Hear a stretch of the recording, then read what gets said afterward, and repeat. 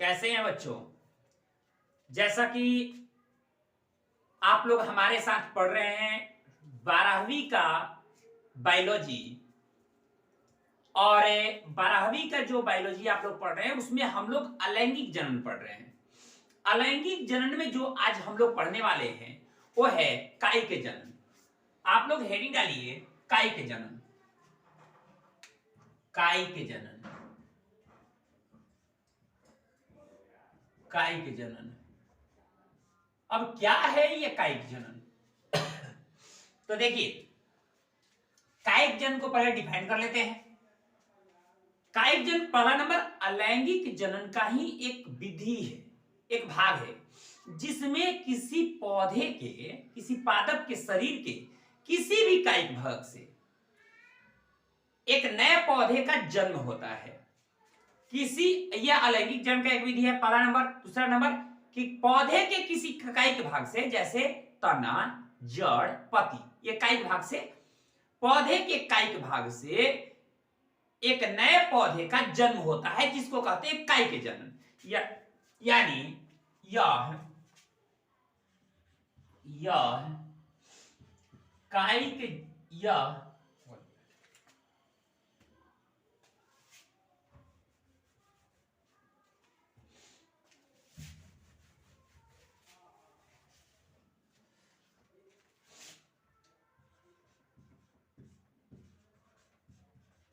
अलैंगिक जनन, जनन की एक विधि है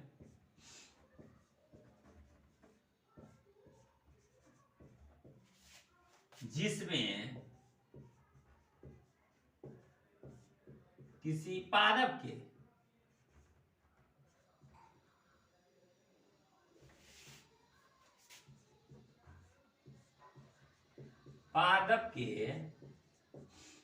कायिक भाग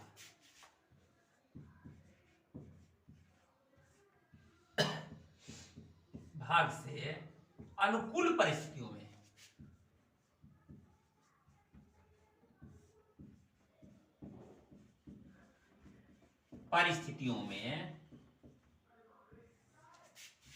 एक नए पादप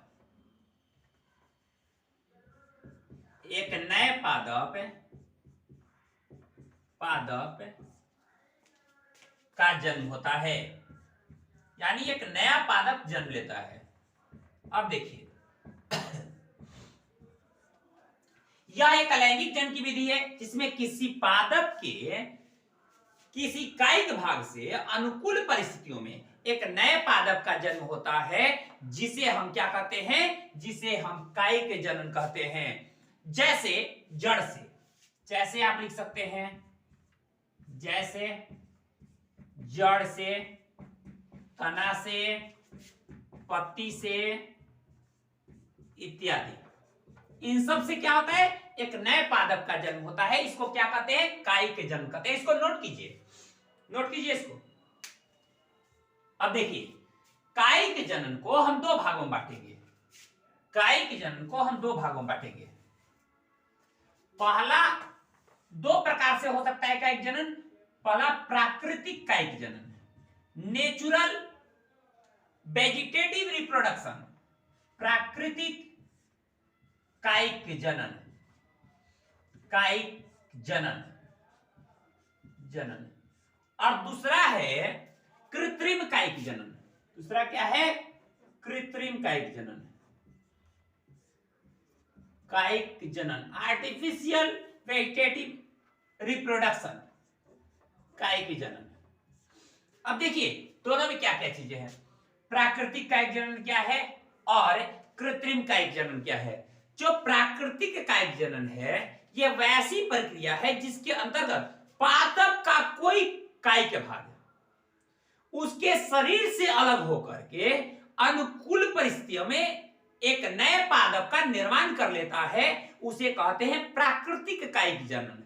जैसे मान लेते हैं, हो सकता है जड़ से, तना से या पत्ती से हो सकता है। यानी कायिक जनन की वह प्रक्रिया, अलैंगिक जनन की वह प्रक्रिया, अलैंगिक लैंगिक जनन की वह प्रक्रिया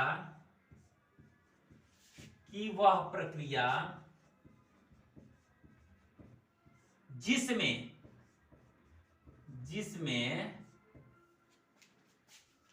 पादप का कोई कायिक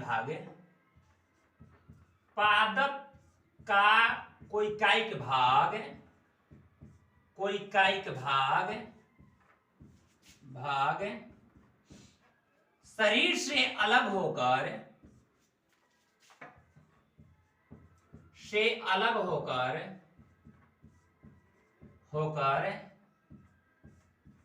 एक अनुकूल परिस्थिति में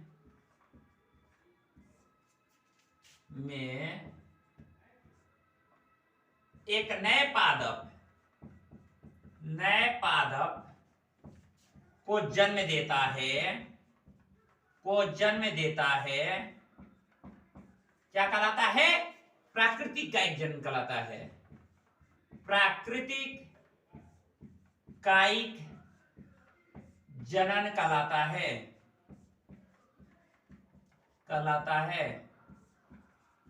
अब देखिए, ये प्राकृतिक कायिक जनन कहलाता है। जैसे मान लेते हैं क्या चीजें हो सकती है, एक बात और है, और जो भाग अलग होता है ना उसको बोलते हैं प्रवर्ध, यानी जो भाग पौधे से अलग होकर के एक नया पौधा बनाता है उसको प्रवर्ध बोलते हैं। क्या बोलते हैं? प्रवर्ध। तो लिखिएगा, जो भाग पौधे से अलग होता है, पौधे से अलग होकर एक नए पादप का निर्माण करता है उसे प्रवर्ध कहते हैं। नोट कीजिए, उसको क्या बोलते हैं? प्रवर्ध बोलते हैं। अलैंगिक जनन की वह प्रक्रिया जिसमें पादप का कोई कायिक भाग मतलब उसका जड़, तना, पत्ती भाग शरीर से अलग होकर अनुकूल परिस्थिति में एक नए पादप को जन्म देता है, प्राकृतिक कायिक जनन कहलाता है। जो भाग पौधे से अलग होकर एक नया पादप बनाता है उसको हम क्या कहते हैं? उसको बोलते हैं हम प्रवर्ध बोलते हैं। इसको नोट कीजिए।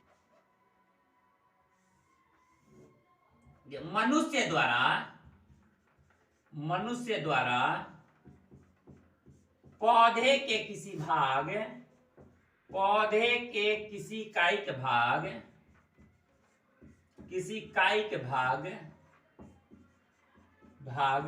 को अलग करके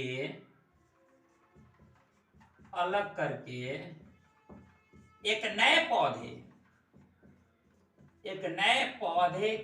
का निर्माण करना कृत्रिम कायिक जनन कहलाता है। इसको नोट कीजिए, कहलाता है। मनुष्य द्वारा, ये कृत्रिम है तो उसको मनुष्य द्वारा ही उस पौधे को किसी कायिक भाग को अलग करेंगे और अलग करके एक नए पौधे का रूप दे देंगे, जिसको हम क्या कहेंगे? उसको कहेंगे हम कृत्रिम कायिक जनन। और देखिए, प्राकृतिक कायिक जनन किसके द्वारा हो सकता है? जड़ द्वारा, तना द्वारा और पत्ती द्वारा ये हो सकता है। जो जड़ द्वारा होगा इसमें क्या चीजें हो सकती हैं? जो जड़ द्वारा होगा उसमें क्या हो सकता है कि पौधे का जो जड़ होगा उसके जड़ में जो अपस्थानिक कलिकाएं होंगी वो कलिकाओं से ही अनुकूल वातावरण में विकसित होकर एक नया पौधा बन जाएगा। यानी इसमें पौधों के जड़ों की अपस्थानिक कलिकाएं अपस्थानी कलिकाएं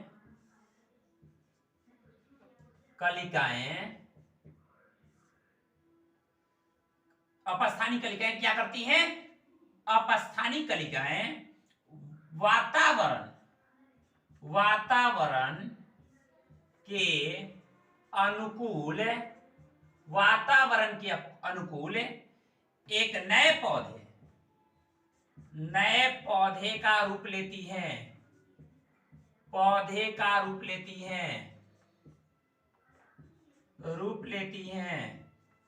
क्या कहलाता है? जड़ द्वारा कायिक। जैसे सतावर, जैसे डेहलिया। इसमें जैसे सतावर हो गया, डेहलिया हो गया, परवल हो गया, शकरकंद हो गया, परवल, शकरकंद, कंद इत्यादि। अब देखिए दूसरा चीज हो गया तना। अब तना को हम लोग देखते हैं तो तनों के द्वारा 3 तरह से हो सकता है। तने 3 तरह के होते हैं। 3 तरह का हो सकता है। पहला जो होगा वो होगा वायवीय।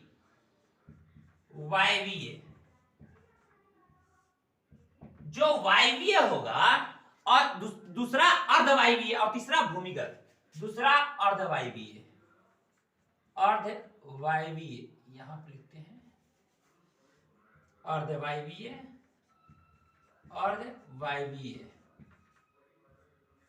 और तीसरा होगा भूमिगत।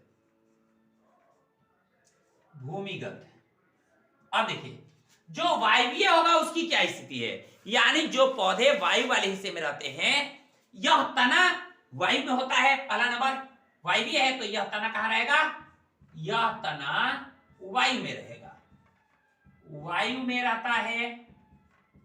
अब देखिए मान लेते जमीन के ऊपर है, वायु वाले हिस्से में है, और जब वायु में है जिसमें मतलब गांठें पाई जाती हैं, और फिर ये गांठों से काट करके ले करके और फिर जमीन में हम गाड़ते हैं और उससे एक नया पौधा बनता है, जैसे गन्ना। यानी इसमें गांठों से काट कर जमीन में गाड़ते हैं, जिससे नया पौधा बनता है।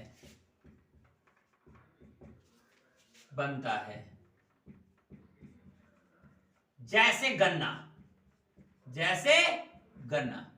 गन्ना में क्या होता है? गन्ना का आप देखे होंगे, गन्ना का एक डंटा है, उसको क्या किए कि काटे, मतलब उसके जहां जहां मतलब गांठे है ना, गांठों से हम काट कर क्या करते हैं, उसको जमीन में गाड़ देते हैं। और जमीन में जब गाड़ते हैं तो उससे क्या होता है कि प्रत्येक गांठ को हम जो काट करके गाड़े हैं ना, उससे एक पौधा बन जाएगा। इसको कहते हैं क्या? इसको वायवीय तना, यानी वायवीय तना से ये होता है। अब देखिए जो अवायवीय है, अर्धवायवीय, पहले अर्धवायवीय देखिए। अर्धवायवीय जो होता है वो आधा क्या है? जमीन में है, और आधा क्या है? ऊपर है। यह भी 3 तरह का है। जो अर्धवायवीय है वो 3 तरह का है। एक ऊपरी भूस्तरीय, दूसरा है भूस्तरीय, और तीसरा है भूस्तरीय। एक ऊपरी भूस्तरीय,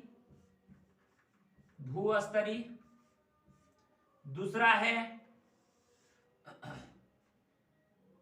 भूस्तरीय, और तीसरा है भूस्तरीय। अब 3 हो गए। अब देखिए ऊपरी भूस्तरीय क्या है? ऊपरी भूस्तरीय का मतलब कि यह ऊपर में है, यानी यह एक अलग प्रकार के क्षैतिज तना होता है। जैसे आप देखते हैं, जैसे घास, जो हम बड़े जो घर होते हैं, घर के जो गार्डन एरिया होता है, गार्डन में जो घास लगाए जाते हैं वो होता है। तो जो घास होता है ना, वो क्षैतिज उसकी तना होती है। क्षैतिज का मतलब पट।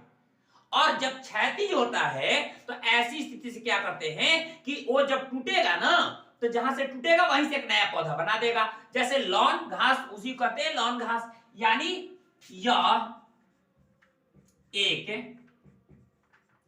अलग प्रकार का क्षैतिज तना होता है जो टूटकर एक नए पौधे का निर्माण करता है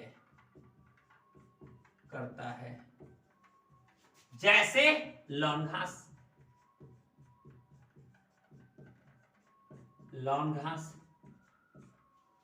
अब देखिए, अब भूस्तरीय, तो भूस्तरीय जो है ना, यह एक ही पुर वाले ऊपरी भूस्तरीय, ये एक ही क्या कहते हैं, पुर वाले जो होते हैं ये ऊपरी भूस्तरीय होते हैं। और इसमें क्या होता है, ये खास करके जलीय पौधों में पाया जाता है। और जलीय पौधों में तना वाला भाग टूटने के बाद एक नया पौधा बना देता है। जैसे आप देखिएगा वाटर हायसिंथ, वाटर लोटस, ठीक है। यानी यह जो हम क्या बताए इसके बारे में कि यह एक ही पुर वाले ऊपरी भूस्तरीय होते हैं। यह एक ही पुर वाले ऊपरी भूस्तरीय होते हैं।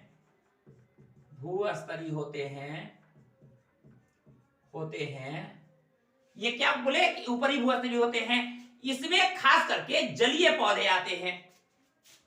इसमें जलीय पौधे शामिल होते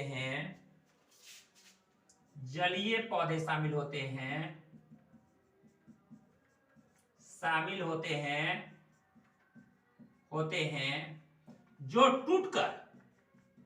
टूटकर नए पौधे बना देते हैं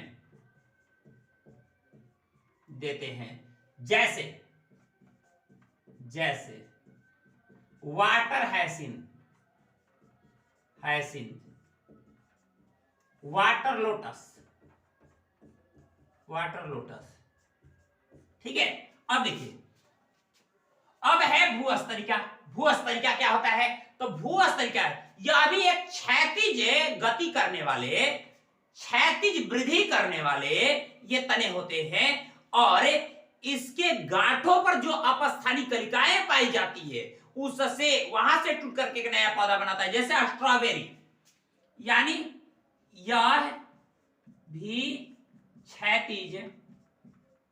क्षैतिज वृद्धि करने वाले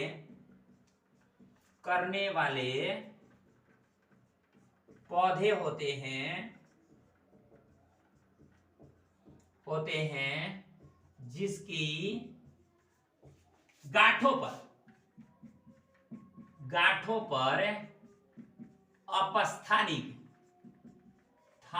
अपस्थानिक कलिकाएं एक नए पौधे का निर्माण करती हैं।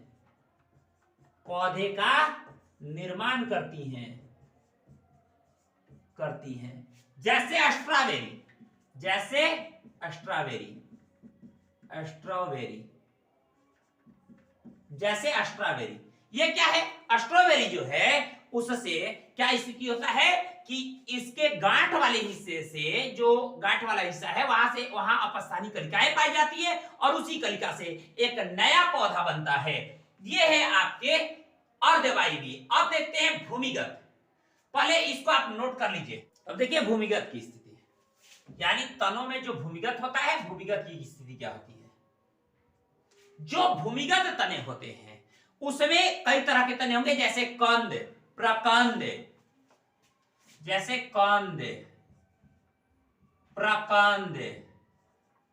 इतना ही नहीं, उसके बाद आप देखिएगा सलकंद, आपको सलकंद, धनकंद,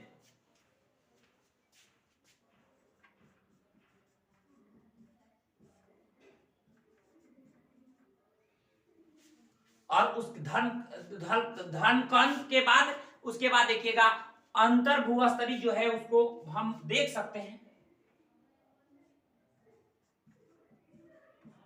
अब देखिए, कंद, प्रकंद, सलकंद, ये धनकंद, ये क्या चीजें हैं? तो एक बात बता रहे हैं, ये जो कंद होता है ये छोटी कलिकाएं होती है, या छोटी कलिकाएं होती है, कलिकाएं होती हैं, पहला चीज, या छोटी कलिकाएं होती हैं जो तने के गांठों में पाई जाती है, और यहां उसको जिसको कहते हैं आंख, तनों के गांठों में जिसे आंख कहते हैं, आंख कहते हैं। और यहीं से एक नया पादप बनता है।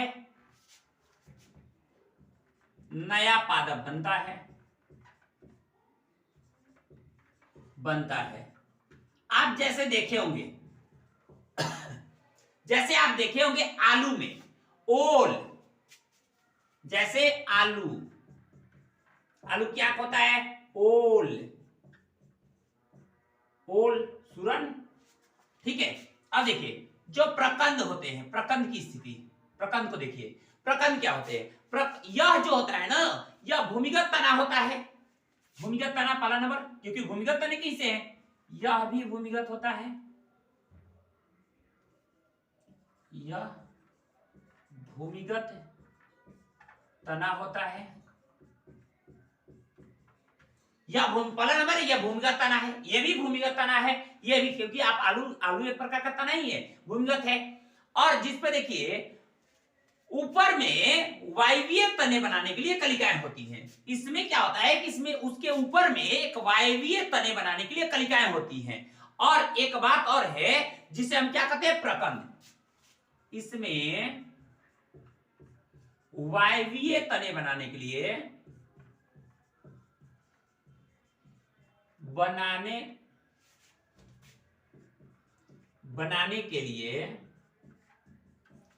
कलिकाएं होती हैं,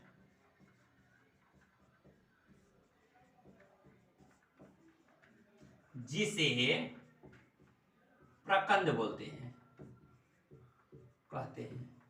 इन कलिकाओं क्या कहते हैं? प्रकंद कहते हैं। और यही आगे ये क्या होता है ना, कि जैसे मान लेते हल्दी को देखिए, अदरक को देखिए, केला को देखिए, जैसे हल्दी, अदरक, केला इत्यादि, इन सब में क्या होता है? ये प्रकंद की मदद से जो प्रकंद तना का जो प्रकंद हिस्सा है, उससे एक प्राकृतिक कायिक जनन होता है। अब आप आ जाइए सलकंद पे। ये क्या होता है? ये संघनित तने होते हैं,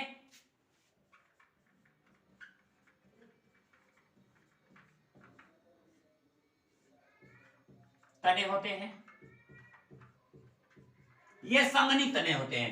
एक बात और, संघनित तने ये होते तो हैं, और साथ साथ यहीं पर कलिकाएं प्रस्फुटित होकर के नए पौधे को जन्म देती है। जहां कलिकाएं होती हैं, कलिकाएं प्रस्फुटित होकर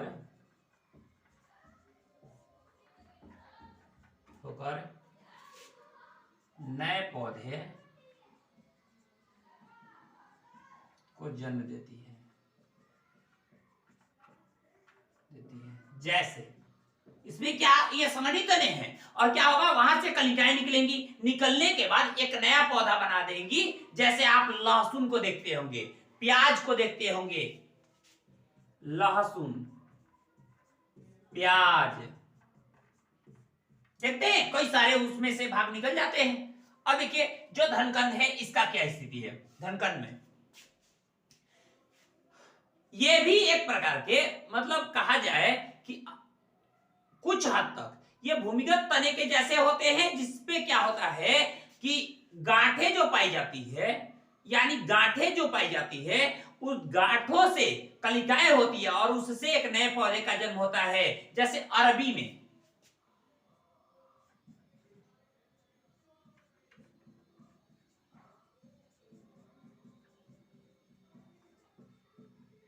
का जन्म होता है। जैसे अरबी, अरबी। ये आपका रहा तना से जो प्राकृतिक जनन, कायिक जनन होता है उसका हिस्सा। इसको आप नोट कीजिए जल्दी से। कुछ पादपों के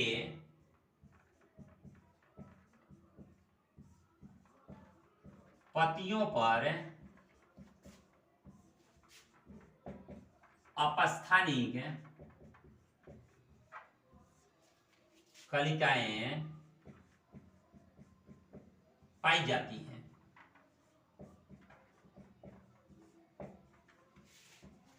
जिससे एक नया पौधा निर्मित होता है।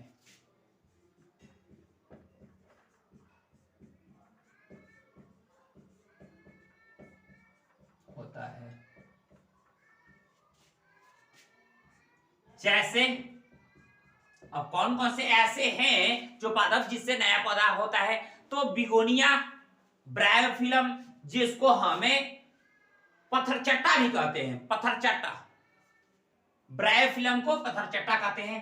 ब्रायोफिलम,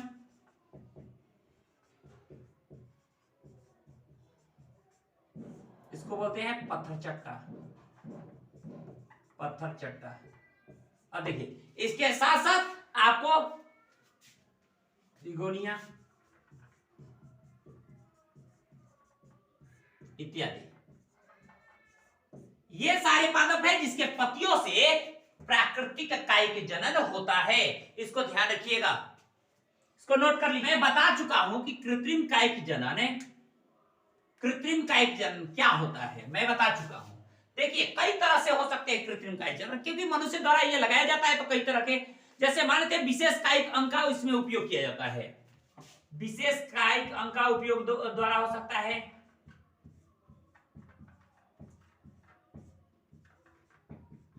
अंग के उपयोग से, या इसके लिए जैसे होता है ना कलम काटना, कलम काटना या रोपण,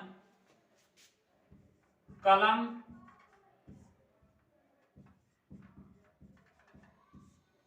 या रोपण या दाब लगाना, दाब लगाना। देखिए कलम काटना, रोपण, दाब लगाना या सूक्ष्म प्रवर्धन द्वारा भी हो सकता है, सूक्ष्म प्रवर्धन द्वारा भी हो सकता है। इन सारी प्रक्रियाओं द्वारा मनुष्य, मानव किसी पौधे के कायिक भागों को काट करके, अलग कर करके और एक नया पौधा बना देता है, एक नए पौधे का निर्माण कर देता है, एक नए पौधे की उत्पत्ति कर देता है। इसे क्या कहते हैं? इसे कहते हैं कृत्रिम कायिक जनन। यानी कृत्रिम कायिक जनन में मनुष्य किसी पौधे के कायिक भाग, किसी विशेष कायिक भाग का उपयोग करके या कलम काट करके या रोपण द्वारा या दाब लगा करके और सूक्ष्म प्रवर्धन द्वारा, इनमें से किसी भी तकनीक का उपयोग करके एक नए पौधे को जन्म देता है। अगर ऐसा होता है तो उसको क्या कहते हैं? उसको कहते हैं कृत्रिम कायिक जनन, यानी मनुष्य द्वारा किया जाता है किसी कायिक भाग से। इस बात को ध्यान रखिएगा। और देखिए ये रहा आपको कायिक जनन, अलैंगिक जनन का। और हम लोग इस वीडियो में इतना ही रखेंगे और आप लोग के साथ हम मिलेंगे अगले वीडियो में एक नए टॉपिक के साथ। एक नया टॉपिक शुरू होगा जिसके लिए हम लोग मिलते हैं आप लोग से अगले वीडियो में।